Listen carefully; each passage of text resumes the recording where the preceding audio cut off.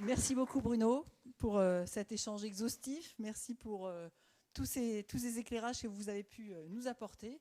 Nous allons aborder la table ronde, c'est surtout les témoignages des industriels, donc une brochette d'industriels du CDM ici présents, donc Jacques, Marc, Pascal, Michael et Yvon. Changement de paradigme, rupture, un mot cher au CDM, on l'a abordé un certain nombre de fois aujourd'hui. Des enjeux forts pour notre filière. Il faut les digérer, il faut les mettre en œuvre, il faut les mettre en pratique, pas forcément simple. Donc comment les industriels du territoire s'organisent? Un vaste programme, multiplier des mots-clés, une vaste variété de sujets, difficile de les embrasser dans le temps imparti puisque nous avons 40 minutes pour témoigner et apporter vos éclairages sur ces différents points clés.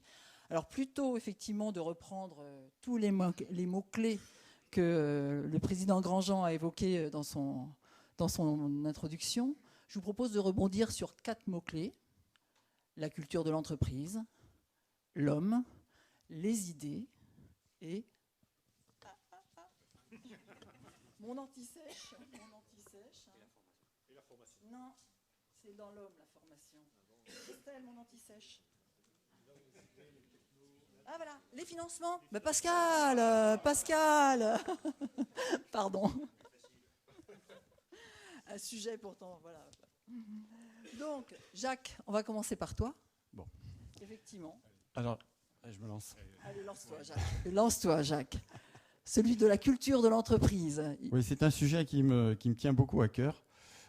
J'ai déjà eu l'occasion un peu de le démontrer au CDM.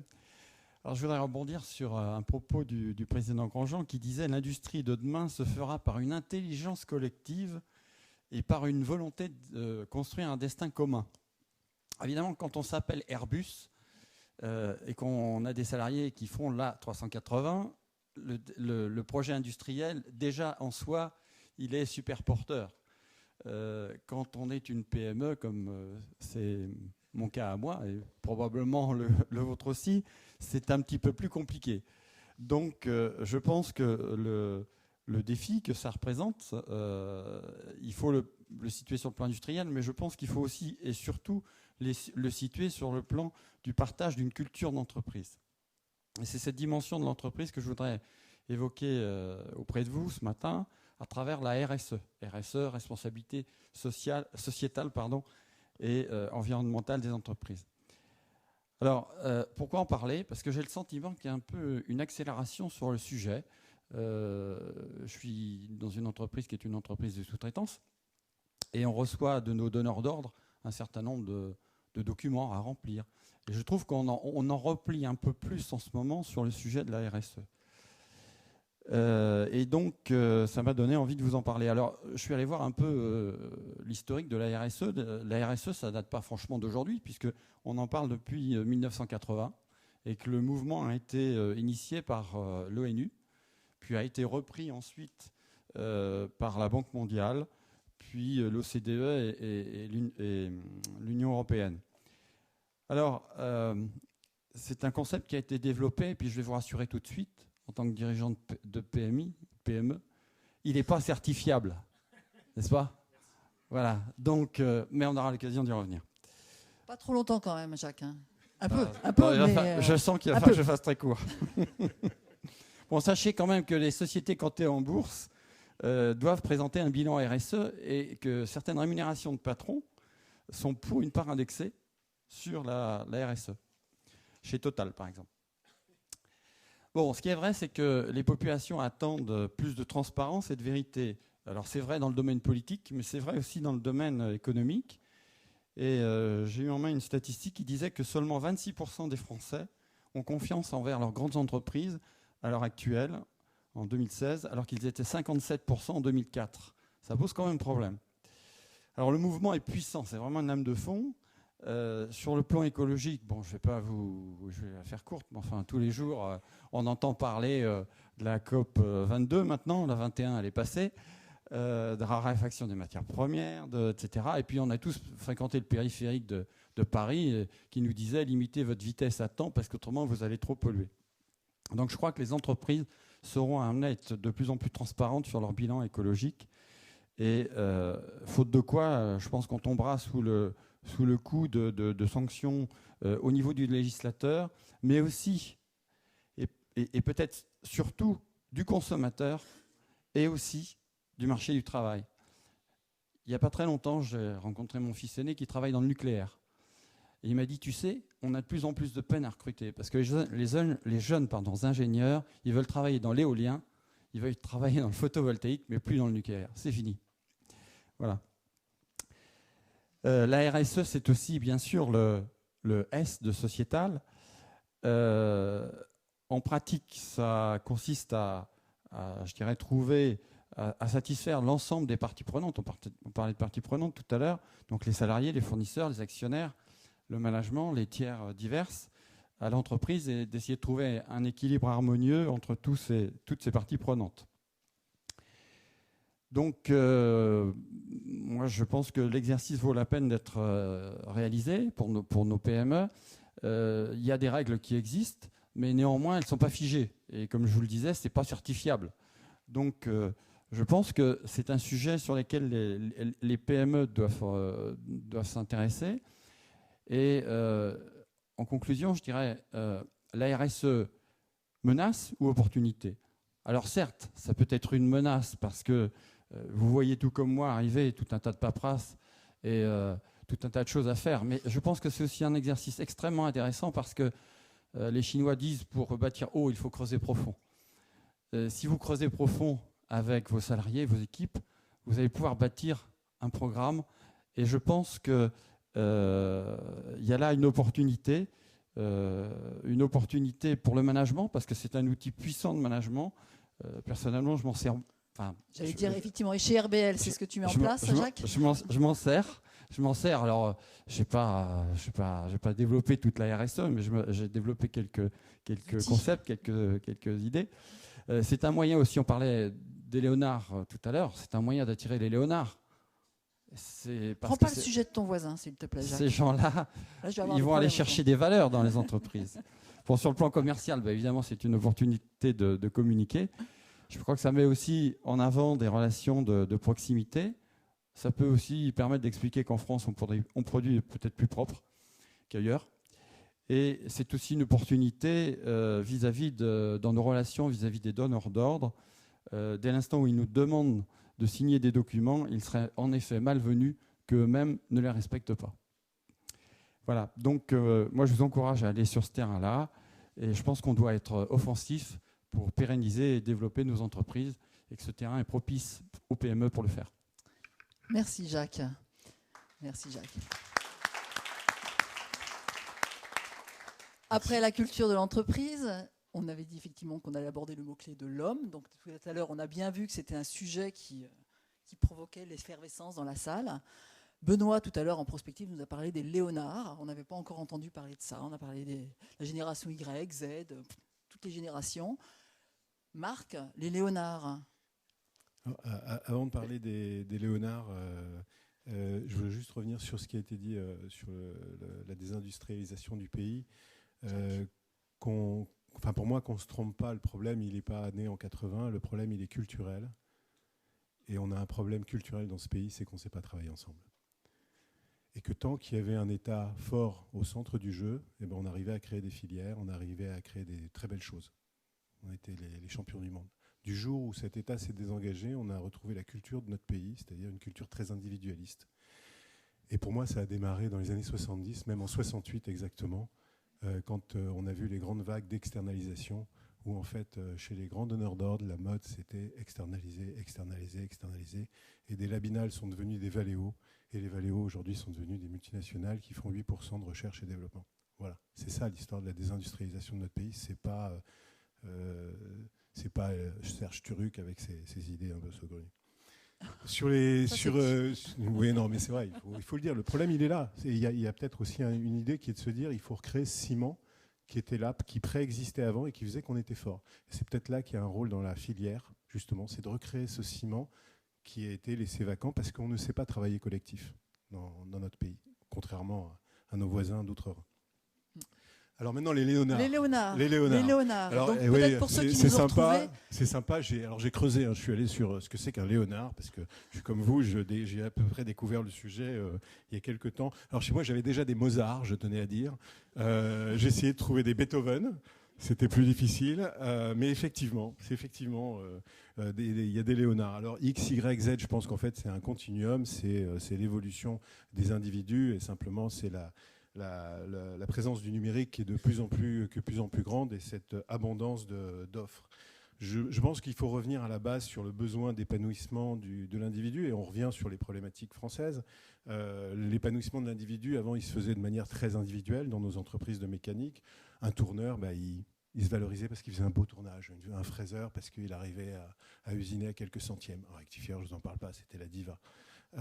Et aujourd'hui, toute cette valorisation de l'individu, elle a changé au fil du temps, et entre autres par l'arrivée des process, qui, eux, ont défini d'autres sens de valeur dans l'entreprise, à savoir le collectif à l'intérieur de l'entreprise. Et là, justement, ça devient très difficile de concilier les facteurs d'épanouissement de l'individu, surtout que l'entreprise est confrontée aux difficultés du monde économique qu'on connaît. Alors, toutes nos entreprises, effectivement, on essaye de voir comment utiliser ces compétences qui sont là et qui sont très bien formées. C'est vrai qu'on a cette chance-là en France.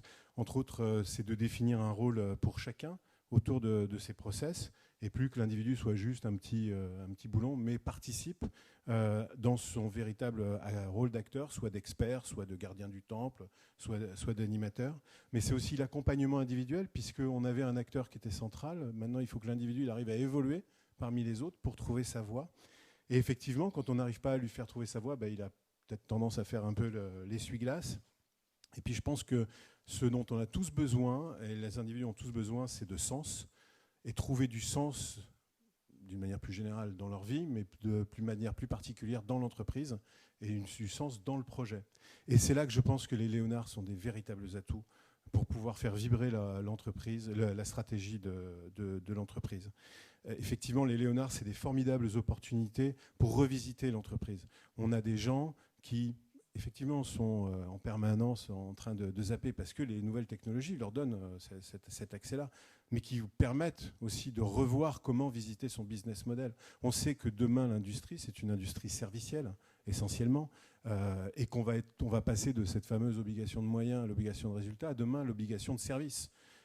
Et c'est là que les Léonards sont des facteurs d'idées, de pouvoir dire pourquoi est-ce qu'on ne prendrait pas le problème comme ça. On sait très bien que nos entreprises, beaucoup d'entre elles, ne vont pas pouvoir résister à ces changements de business model. Et effectivement, les Léonards peuvent être des impulses. Il ne faut pas une entreprise que de Léonards, j'en conviens, parce que là, ça devient rapidement la fête. Donc je pense que le maître mot au-delà des Léonards, c'est de savoir faire conjuguer les compétences de l'entreprise, et que pour moi la véritable qualité qu'il faut faire émerger dans nos entreprises, c'est le fait de jouer en équipe. Chez nous aujourd'hui, c'est devenu le premier critère.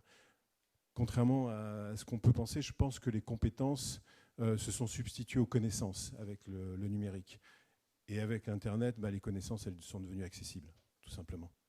Donc ça veut dire que la seule vraie valeur sur laquelle il faut s'appuyer, c'est le fait d'avoir des gars qu'on puisse motiver à jouer en équipe. Les Léonards sont juste dans cette équipe des gens qui sont des éclaireurs, qui sont capables de dire « Oh là là, j'ai trouvé un petit truc, là, il y a un petit ruisseau, il faudrait peut-être qu'on aille, si on veut se réapprovisionner, passer par là. » Mais ils font partie de cette équipe qui avance. Voilà. Merci Marc. Merci Marc. L'approche du Léonard, qu'il l'eût cru. Yvon a un micro, c'est parfait, parce que du coup, tu as utilisé le mot compétence, il y a eu le mot formation. Effectivement, comment concilier les deux, la formation, la compétence? Yvon, quand on a travaillé sur la préparation de cette table ronde, tu m'as dit effectivement que c'était un sujet qui te tenait particulièrement à cœur. Donc, comment transformer connaissance en compétence?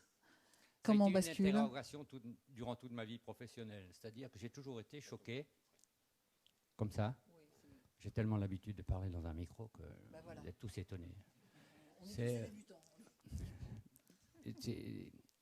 J'ai toujours été surpris par la vitesse du changement du monde, ou la vitesse apparente, la périphérie de ce qui nous entoure s'écoule très vite à notre sens, et la lenteur de l'aventure humaine. Ça m'a toujours subjugué, ça. Donc, je suis toujours intéressé par ce sujet. Je me suis penché sur la lecture des anthropologues qui disent ce ne sont pas les plus forts et ni les plus résistants qui se maintiennent en vie, ce sont ceux qui s'adaptent le mieux. Ce faisant, vous êtes quelques élus ici, remarquables, parce que merci de m'avoir invité au demeurant. C'est ici la démonstration du monde industriel qui s'adapte. Maintenant que je vous ai valorisé autant que faire se peut, je vais parler de ce que je ressens dans l'entreprise. L'entreprise est un monde rude, l'industrie est un monde rude, vous pouvez le dire, vous pouvez l'enjoliver comme vous voulez, c'est un monde rude. Pourquoi ? Parce qu'il est confronté à des paradoxes qui sont terribles, quoi.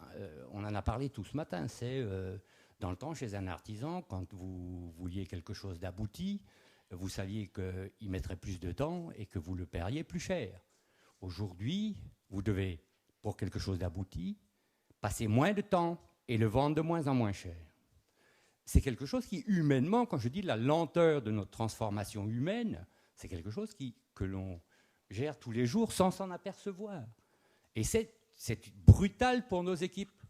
C'est d'une brutalité affreuse. Comment partager une vision avec nos équipes si, en effet, ressources humaines, je l'ai traduit en rendre heureux ce matin, en vous écoutant. Béat, d'admiration. Or, l'entreprise a une part de lumière et une part sombre qui est affreuse. Donc, vous devez la partager. J'ai entendu aujourd'hui les messages, c'est qu'en effet, l'intelligence collective, elle viendra de quoi ? Pour moi, elle vient d'abord de l'enseignement que reçoivent nos enfants et nos petits-enfants. Elle vient d'abord des liaisons qu'on pourra instruire localement et nationalement avec ces enseignants. C'est déterminant que l'on s'implique plus et mieux dans l'apprentissage. C'est déterminant. Alors vous êtes, enseignés de ça au regard de ce que j'ai entendu ce matin, bien sûr. Mais j'ai bon nombre d'entreprises aujourd'hui encore, et ne me racontez pas de bobards, où les décisions se prennent 2 niveaux, voire 3 niveaux au-dessus de l'endroit où elles devraient se prendre. Et ça pour 80% de l'industrie française. Ça veut dire que le gars lève le doigt et dit « Chef, comment je fais ?» Mais non, on ne répond plus à « comment je fais » dans votre univers idyllique. On répond « Et toi, qu'est-ce que tu ferais puisque tu fais ça tous les jours ?» Vous comprenez ? C'est majeur de prendre... alors, pour quelle raison je vous dis ça ? Et quel lien ça a avec l'enseignement ? C'est que nous devons nous impliquer. Combien de temps je passe encore aujourd'hui à trouver des stages pour les jeunes ? Combien de temps je passe à promouvoir l'apprentissage ? Pour un stage, je passe 10 coups de fil. Et mon réseau, aussi étendu qu'il puisse être, ne me donne pas la réponse. Non, il y a toutes les raisons de ne pas le prendre. On a trop de boulot, on n'a pas assez de boulot. Ça va trop vite aujourd'hui, on n'a pas le temps de s'en occuper, on n'a pas de tuteur, on n'a pas je ne sais quoi. Donc, ramenons ça à la réalité, engageons-nous réellement sur ces choses-là. Pourquoi avec l'enseignement ? Je rêve d'un monde où les enseignants accueilleront les techniciens ou les experts de nos métiers pour enseigner, et je rêve d'un monde où les enseignants viendront travailler avec nous pour éduquer et transférer. Je rêve de ce monde.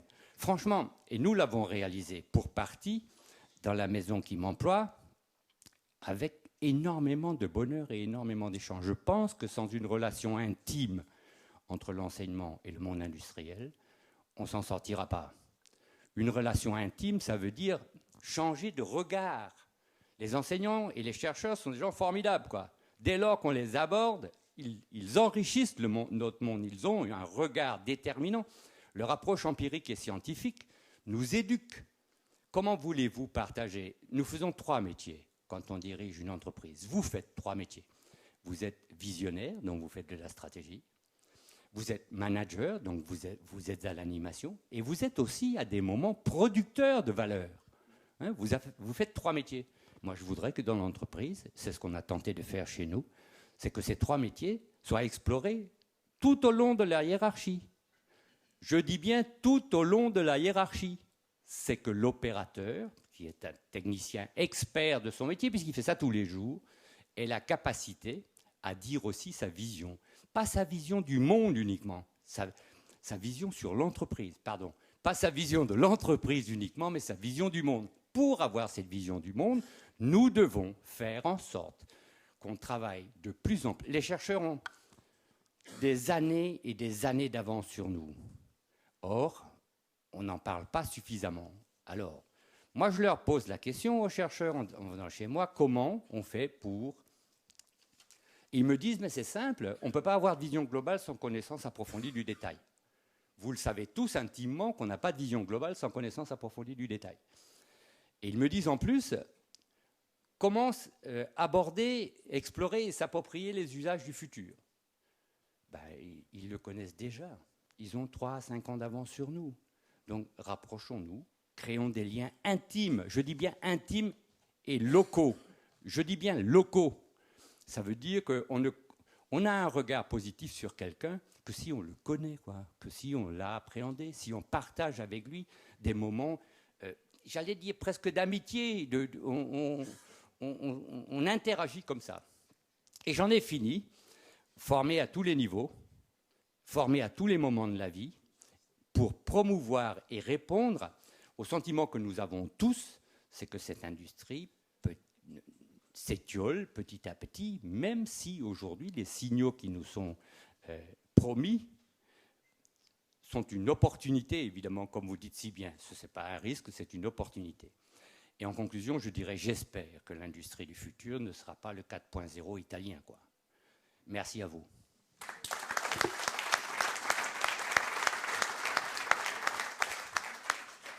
Merci Yvon. Je te retiens pour animer à un moment l'atelier groupe exploratoire. On aura besoin effectivement de ton éclairage à un moment donné. Je pense que...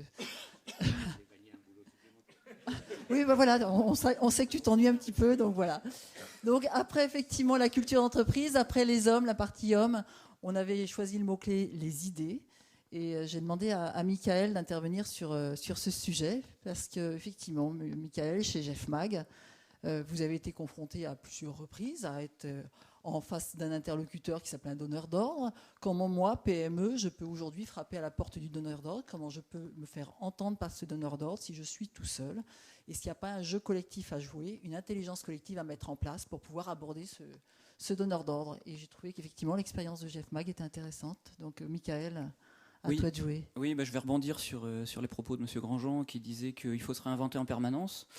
Et on va illustrer ça par un exemple d'un projet qu'on est en train de finaliser avec un grand donneur d'ordre dans les éoliennes, qui concerne un projet d'hélipad. Donc c'est une plateforme sur laquelle on vient élitreiller le personnel de maintenance quand il y a besoin d'intervenir sur les éoliennes en mer. Donc c'est un sous-ensemble de la machine. Nous, on est fabricant d'ensembles mécano-soudés. On est une PME, on est à peu près 140 personnes, basées en Vendée. Et donc cette plateforme mécano-soudée, on avait été consulté en direct par le donneur d'ordre comme différents concurrents, français ou étrangers. Et on s'est très vite retrouvé face à un problème classique, une discussion centrée sur le prix d'achat. Donc le donneur d'ordre qui nous disait, voilà, vous êtes français, c'est trop cher, en face on a des Lituaniens, on a des Chinois, on fait venir par container. Voilà, donc très vite, il a fallu qu'on trouve d'autres solutions pour sortir de cette discussion prix, pour pouvoir aller plus loin sur le projet, puisque on restait vraiment centré sur ce prix. Et on a eu l'idée qui a germé au sein de différentes instances au niveau de Neopolia. Donc Neopolia nous a aidé à structurer un peu ces différentes idées. Et notamment, la première était de dire, on ne va plus raisonner sur la fourniture d'un produit ou d'un ensemble de pièces, mais on va raisonner fourniture de fonctions. On en a parlé déjà ce matin, élargir le périmètre et apporter au donneur d'ordre autre chose que l'achat du composant. Donc, alors comment est-ce qu'on s'est réinventé? Parce que là, vous allez me dire, je vous apprends rien. En fait, l'idée fondatrice de la chose, ça a été de dire, on est plusieurs concurrents sur ce projet. il y a des concurrents qui sont français, il y en a d'autres qui sont étrangers. Et aujourd'hui, on veut localiser des emplois dans la région. Et donc, il serait dommage que ces différents concurrents régionaux se battent entre eux alors que la menace vient d'ailleurs. La menace, elle est, comme je vous l'ai dit, elle est chinoise, elle est lituanienne, où ils se battent avec des taux horaires de soudure qui sont même en dessous des 27 €, hein, Hervé. Donc, Neopolia nous a aidé à nous structurer avec notre principal concurrent, qui est un concurrent historique et avec qui on avait peu de relations, même pas du tout de relations, si ce n'est des confrontations à coups d'appel d'offres. C'était l'évitement complet. Donc c'est un concurrent qui s'appelle Techni Industrie. Et on a reposé le problème différemment aux donneurs d'ordre, en disant voilà, plutôt que de vous fournir des équipements, on va vous fournir de la sécurité. C'est-à-dire qu'on va vous apporter une double source. On va sécuriser votre approvisionnement. C'est-à-dire qu'au lieu de faire venir des containers de Chine, on va vous dire, ben voilà, nous, on a 2 sous-traitants en région qui vont pouvoir vous approvisionner votre ligne de montage sans rupture. Parce que vous allez oublier la gestion d'un bateau qui pourrait s'égarer ou qui pourrait prendre plus de temps à arriver et donc à livrer les composants. Donc, plutôt que de raisonner donc en prix pièce et en composants, là on va raisonner en TCO, en Total Cost of Ownership, donc en coût d'acquisition. Et en continuant ce cheminement, on s'est dit, ben oui, mais si on part sur du TCO, il y a peut-être aussi des schémas logistiques à revoir. C'est-à-dire, le produit était conçu pour rentrer dans des containers de 40 pieds parce qu'il fallait qu'il soit facilement transportable par bateau. Le fait de venir apporter des solutions locales, on peut s'affranchir de cette contrainte de container. Donc on peut le concevoir différemment. Donc l'idée, ça a été de proposer aux donneurs d'ordre alors je ne vais pas parler de redesign, je vais parler de reconception, parce qu'on va apporter une reconception du produit, en disant on va se focaliser sur la fonction, et donc on va le reconcevoir pour qu'il coûte moins cher, en s'affranchissant des contraintes de transport, et on va reconcevoir la supply chain. C'est-à-dire que pour vous apporter ce produit jusqu'à chez vous, plutôt que de le mettre dans des containers, l'assembler et vous le livrer, ben on va vous le livrer préassemblé. Et donc on peut imaginer une entité qui ferait ce préassemblage à proximité du donneur d'ordre. Et là on retombe sur des schémas, on a beaucoup parlé d'automobile ce matin, on retombe sur des schémas d'équipementier automobile, où on va s'implanter à côté du donneur d'ordre pour pouvoir alimenter une chaîne de production en juste à temps, en flux tendu, avec des schémas logistiques optimisés et avec des coûts de production optimisés. Et donc, grâce à cette rupture, parce que pour nous c'est vraiment une rupture de travailler avec un concurrent frontal sur un projet commun, c'est pas un exercice qui est facile, mais on est bien appuyé, que ce soit par Neopolia ou par le PASCA, pour mettre un petit peu pour prendre un peu de hauteur par rapport à tout ça et se refocaliser sur l'emploi en région.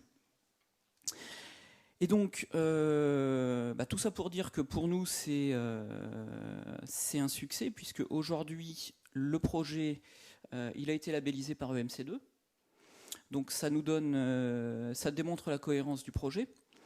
Et on a un accord de ce grand donneur d'ordre fabricant d'éoliennes qui s'appelle GE, pour pas le nommer, qui nous appuie sur la phase de redesign et qui nous a signé une lettre d'intention disant que si on arrive à atteindre des économies substantielles par rapport à leur schéma d'approvisionnement actuel, on aura la fabrication des hélipads qui sera localisée en région. Donc la notion d'intelligence collective, c'est faire effectivement... Voilà, donc là, il y a une notion d'intelligence collective et il y a une notion aussi, Marc, tu en parlais ce matin, de gestion des risques pour le donneur d'ordre. Et ça, c'est vraiment de la valeur ajoutée. Complètement. Ok. Merci, Michael. Peut-être avant que tu ne passes le micro, peut-être effectivement faire référence à un événement qui a touché Jeff Mag début octobre, me semble-t-il. Où, voilà, on a actionné les réseaux. Hein. On a actionné les réseaux. Voilà, dont le CDM et d'autres réseaux locaux. On a subi une avarie. On a eu un incendie assez important dans l'usine qui nous a bien perturbés, puisqu'on a eu la moitié de la toiture de l'usine qui a brûlé. Et donc on a pu mesurer la force des différents réseaux, que ce soit donc le CDM, que ce soit Neopolia ou d'autres réseaux qu'on a pu avoir. Les réseaux vendéens, très Voilà, fort. Les des réseaux vendéens, voilà, qui à un moment donné se regroupent, n'ayons pas peur de le dire. Voilà, qui se recoupent à un moment donné, puisqu'on voit toujours un peu les mêmes têtes dans tous ces réseaux-là. Et on a pu sentir vis-à-vis de nos collègues industriels un élan de solidarité pour nous aider à remonter la pente, et notamment certains adhérents qui nous ont proposé de prendre possession de leurs installations avec nos hommes pour nous aider à redémarrer. Donc on a eu des prêts d'entreprise comme ça. Donc voilà, on est persuadé de la force des réseaux. Voilà, une très belle, effectivement, solidarité qui s'est mise en place. Merci, Michael. Merci. Alors, des idées, oui, toujours le mot-clé idée. Donc, on peut partir sur un sujet qui t'est cher, Pascal, c'est celui de la R&D, du développement, de la cobotique, de la robotique, de tic-tic, de tout, quoi. Entreprise ultra connectée. Voilà. Le mot idée sonne chez toi avec innovation collaborative. Ouais. Alors, non, mais si vous voulez, je vais vous assommer parce que j'ai eu la chance de passer une journée avec Jean-Marie Liédot, l'expert français du cerveau, vendredi dernier, et qui dit que quand la pression partielle d'oxygène baisse de 10%, le cerveau, sa performance diminue de 30%. Donc comme là, je vois qu'on est nombreux et qu'on respire de l'oxygène et que tout est fermé, à mon avis, je ne vais pas trop vous tuer avec, ouvrez les portes. Avec la collaborative. Tu veux que je te dise quoi, Claudine ? Non, parce que moi j'ai rien préparé, je suis désolé, mais alors je vais quand même prendre je vais faire deux relais quand même qui sont importants avant de parler de ça. Le premier, c'est par rapport à l'industrie, et moi je partage ce que vous avez dit tous les deux, mais il y a une troisième chose, c'est quand vous voyez tout le temps à la télévision qu'il y a de la grève, que la CGT envahit les usines, qu'il y a des patrons qui se font séquestrer, et ça fait 30 ans qu'on voit ça, c'est pas étonnant que les jeunes n'ont pas envie d'y aller. Moi j'ai eu la chance de présider une école d'ingénieurs pendant 7 ans, et on essayait les arts et métiers pour pas la nommer, et quand on voulait recruter des jeunes femmes, eh ben c'est à la terminale que ça se jouait. Qu'est-ce que vous voulez qu'une fille aille dans l'industrie ? Vous voyez, c'était impossible. Non, elle allait dans le médical, etc. Donc ça, c'est aussi la réputation qu'a l'industrie. Je sais que la FIM a travaillé là-dessus pour changer l'image. Deuxième chose que je voulais dire tout à l'heure, et en prolongement de ce que tu disais, sur la motivation, il y a une chose pour moi qu'on a oubliée, c'est qu'on n'est pas des grands groupes et que les gens ils travaillent aussi pour vous. Ils travaillent pour eux-mêmes et ils travaillent pour vous. Donc qu'est-ce que vous êtes en tant que chef d'entreprise pour eux ? Voilà, quelle histoire vous leur racontez ? Et moi, je leur dis à mes collaborateurs, voilà l'histoire que je veux qu'on écrive ensemble. Et toi, à l'intérieur de mon groupe, quelle histoire tu veux écrire toi-même ? C'est-à-dire que tu vas faire 1 an, 5 ans, 10 ans, 30 ans chez moi, mais qu'est-ce que tu auras écrit quand tu seras parti de là ? Voilà, ça c'est un facteur pour moi de grande motivation. On a dit tout à l'heure, donner du sens. Alors après, sur l'éthique, alors c'est vrai que Groupe The Cat, on est dans la mécatronique, puisqu'on fait des manipulateurs ergonomiques, on a une société qui s'appelle Ercogénère aussi, où on fait des objets connectés, enfin en tout cas les supports d'objets connectés. On a 1 million d'objets connectés qui sont à travers nos clients dans le monde. Donc vous voyez, on est un leader dans le domaine où on ne dit pas beaucoup de choses.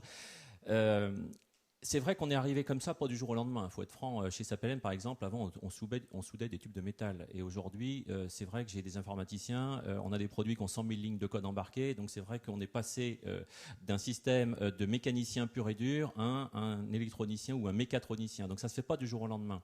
Alors c'est vrai que nous, on est passé par du collaboratif. On est passé via le pôle de compétitivité EMC2. Pour pouvoir lancer un projet collaboratif très innovant. Vous voyez, on fait chez Sapelen 4 millions d'euros de chiffre d'affaires et c'était un projet qui nécessitait 3 millions d'euros d'investissement. Et on a travaillé avec 5 laboratoires de recherche. Donc, effectivement, quand j'ai dit à mes ingénieurs, le sujet, forcément, ils disent toujours que je suis fou, mais vous créez de l'espérance, vous créez de la visibilité. Et après, si vous mettez en relation avec des laboratoires de recherche qui, effectivement, sont aussi du sang neuf parce qu'ils ne pensent pas comme nous. Et ça, c'est un des secrets qu'on peut avoir, c'est d'avoir des gens autour de nous qui ne pensent pas comme nous. Parce que sinon, le cerveau finit par se rigidifier. Donc, si vous prenez des gens que ce soit à l'intérieur ou à l'extérieur, qui pensent comme vous, vous finissez à peu près mal, parce que justement, vous l'avez dit tout à l'heure, il faut absolument savoir s'adapter. Donc oui, les pôles de compétitivité sont là pour nous aider. pour pouvoir nous mettre en relation avec c'est un écosystème qui est extrêmement important pour savoir ce qui se fait sur le plan technologique, ce qui se fait sur le plan avancé, et puis nous mettre en relation avec les laboratoires de recherche. Voilà, nous, ça nous a beaucoup aidé à franchir des niveaux technologiques qu'on n'était pas capable de franchir. Il faut appeler un chat. On n'est pas capable de franchir d'un seul coup, d'intégrer de l'aluminium, de l'électronique, de l'algorithmique embarqué. Ça se fait pas en claquant des doigts. C'est pas vrai. Du caoutchouc, du plastique, du collage d'aluminium, donc ça se fait pas comme ça. Donc il faut effectivement savoir s'entourer.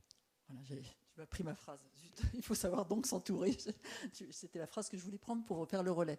Et puis il faut aussi s'intéresser au financement, qui est un sujet clé justement pour investir, pour s'ouvrir, pour développer, comme tu le disais. Et c'est un sujet aussi qui t'est cher. Donc Pascal, je repasse la balle pour parler financement. Ça m'est cher.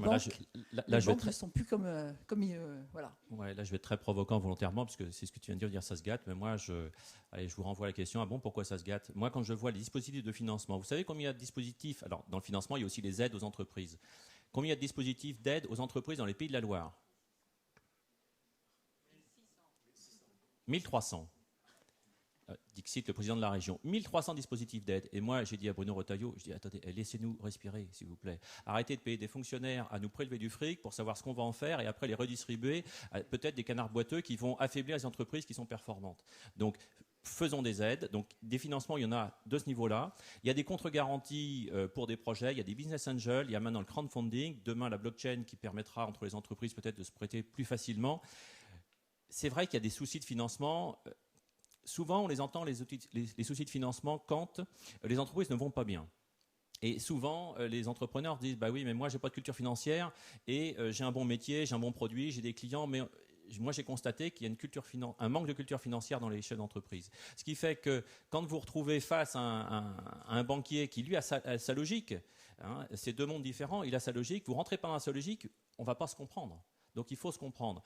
Alors il y a une avancée qui a été faite dans la région. Vous parliez, M. Grandjean, de la région qui est innovatrice. Elle l'est puisqu'il y a une APF, un Nantes Atlantique Place Financière, qui était une organisation qui ne regroupait que des banquiers.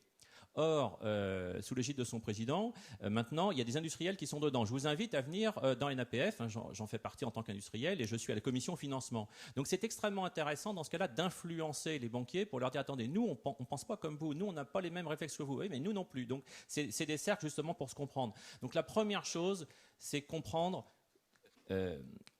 quels sont leurs ressorts. Si vous voulez pouvoir trouver du financement, honnêtement, aujourd'hui, il y a du fric. La BCE fait des taux d'intérêt qui sont négatifs. Les banques ont même des primes. Alors, c'était jusqu'au 30 juin, ils avaient des primes pour pouvoir prêter. Vous voyez, donc, s'ils donnaient des prêts, ils avaient des primes. Donc, il y a de l'argent. Aujourd'hui, on voit des startups qui, moi, j'en connais dans mon métier des objets connectés, qui ont levé 80 millions d'euros. Une autre vient de s'introduire en bourse, vient de lever 10 millions d'euros. C'est extraordinaire, ils perdent de l'argent, hein, mais c'est pas grave, ils ont quand même levé 10 millions d'euros. Je vois des startups qui ont des business angels avec des fonds ESF qui viennent de lever 3-4 millions d'euros. Donc, dans ce secteur-là de l'amorçage, il y a des financements. Et puis, les entreprises plus traditionnelles, c'est un peu plus rassurant pour les banquiers. Donc, on arrive aussi à avoir du financement. Et forcément, je rajoute le crowdfunding, puisque se rajoute un outil complémentaire qui vient. Donc, tout se bouleverse dans le financement. Pour moi, il n'y a pas de problème de financement. Enfin, je dis ça exprès pour vous provoquer. Hein.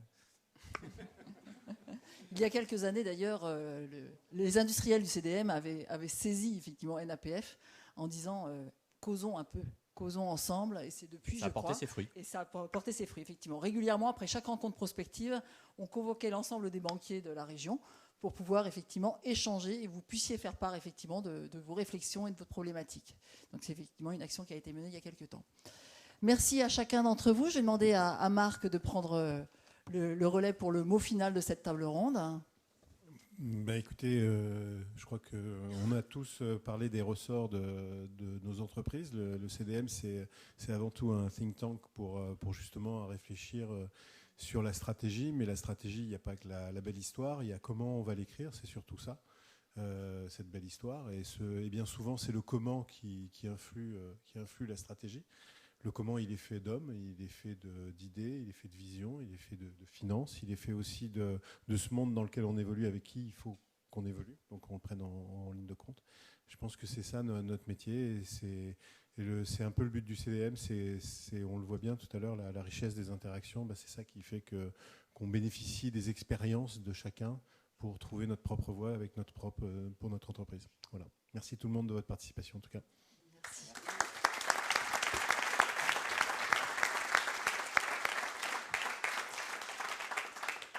Alors, le mot usine du futur a été susurré depuis le début de la matinée. On l'a un peu abordé à travers différents points, différents sujets. Vous pouvez effectivement rejoindre votre place pendant que je fais le relais, excusez-moi. Je vais demander effectivement à Marc Moreuil et à Philippe Delaclos de venir nous retrouver pour pouvoir aborder non seulement l'usine du futur, mais surtout la synergie qu'il existe au niveau de la région entre les différents acteurs.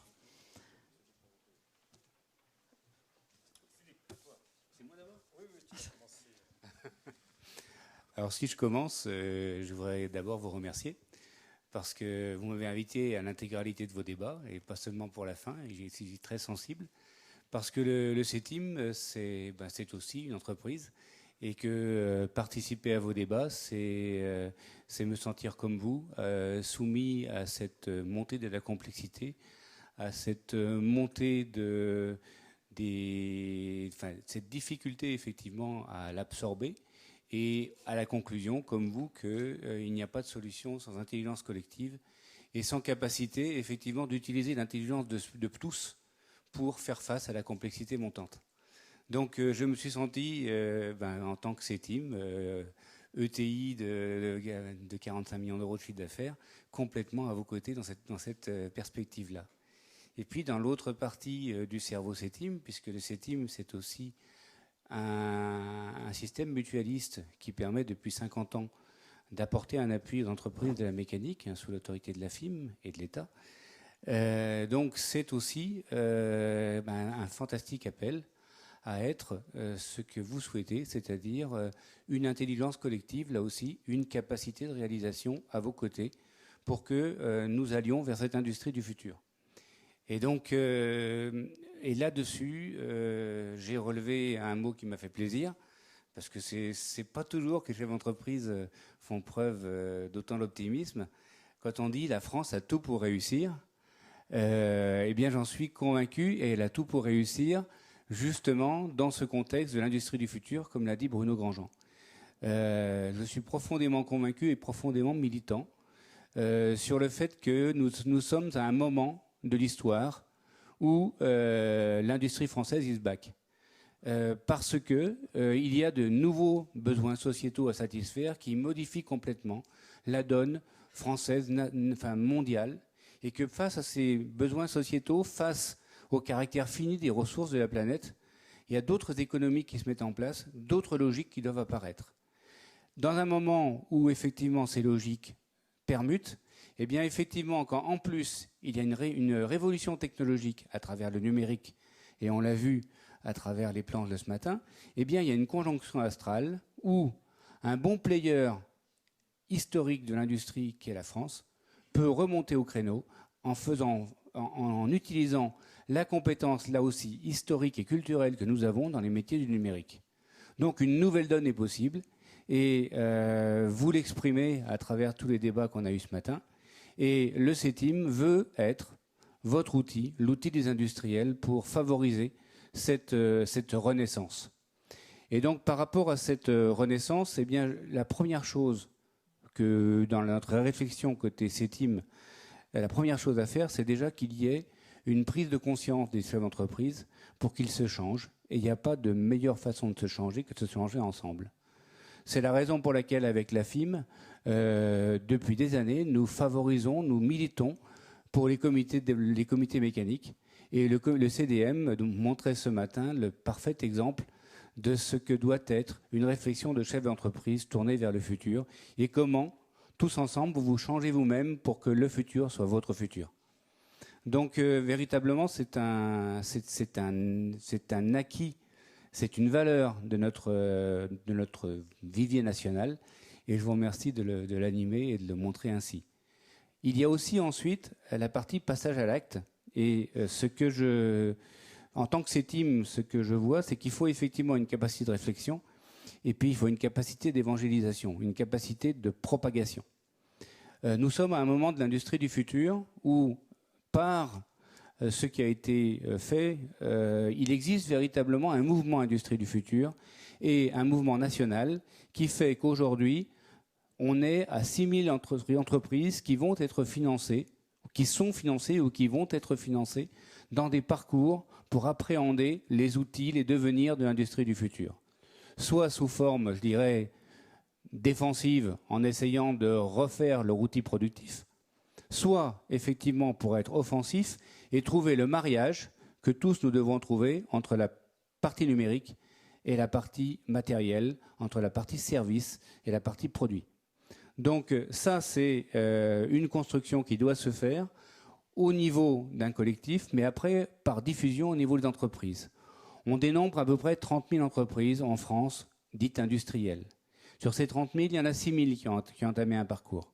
Il faut absolument que les comités mécaniques, et au premier rang le vôtre, soient source d'inspiration pour que les entreprises qui n'ont pas été irriguées, qui ne sont pas dans la course, eh bien, elles entrent dans la course et que nous fassions un tissu industriel du futur au niveau national comme au niveau Pays de la Loire. Et j'ai été très heureux d'avoir, à l'occasion des 50 ans du CETIM, l'approbation totale du président Retailleau. Et je crois qu'il y a vraiment une conjonction pour qu'il se passe quelque chose au Pays de la Loire. Et je ne pense pas que Marc me dira le contraire. Merci Philippe.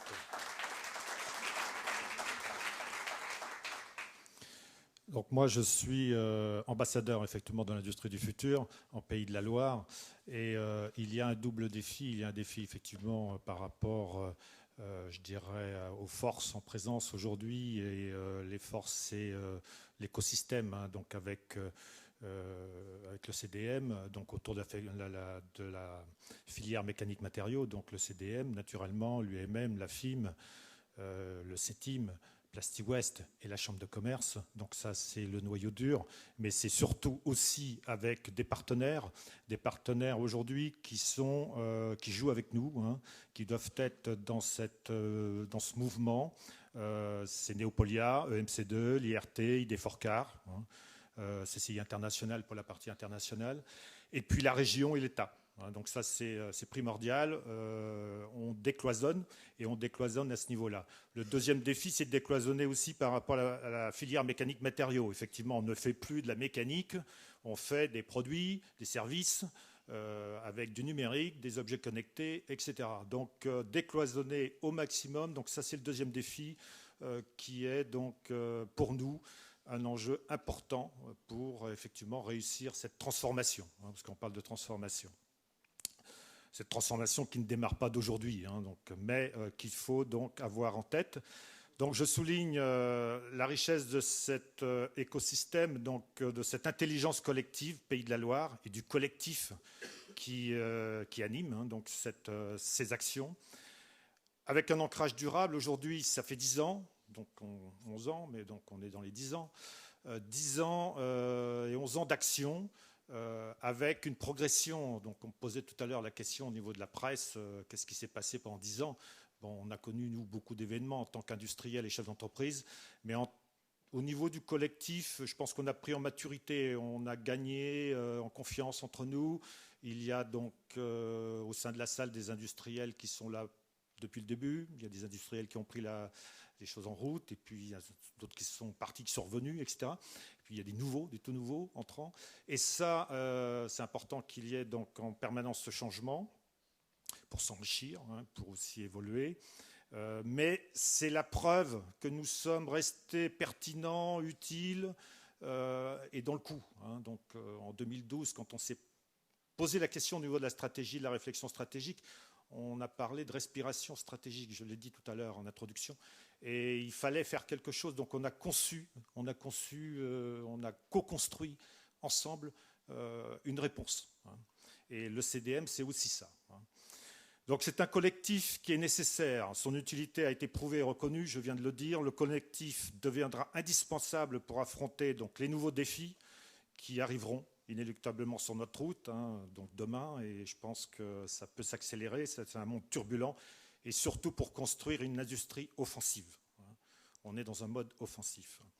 Une industrie qui s'appuie sur la force des 4000 entreprises de la filière mécanique matériaux en Pays de la Loire, des PME en majorité, avec de belles ETI, et qui représentent 120 000 salariés. Pour nos 4000 entreprises, nous devons avoir comme objectif premier faciliter leur croissance. Donc on est dans un monde, on a besoin de croissance, hein, c'est quand même l'ADN, et ainsi de garantir leur pérennité. Donc mot-clé aussi hein, dans les territoires, garantir les pérennités développées. Donc garantir leur pérennité dans le futur. Mettre en synergie toutes nos initiatives en intégrant toutes les dimensions du développement. Donc on a parlé beaucoup de sujets ce matin, effectivement, tout se recoupe, mais il ne faut rien oublier. Simplifier la démarche offensive de nos entreprises dans le collectif avec un plan global, visible, adaptatif, parce que la réalité d'aujourd'hui ou la vérité d'aujourd'hui n'est pas celle de demain, hein, et facilement lisible. En conclusion, dans l'esprit donc, du projet Industrie du futur, et pour l'avenir de nos 4000 entreprises et au sein d'un collectif fort régional auquel je crois, aujourd'hui, donc une nouvelle dynamique pour le développement de notre industrie est nécessaire. Au CDM, donc, nous sommes prêts à contribuer avec enthousiasme à ce beau projet. Merci.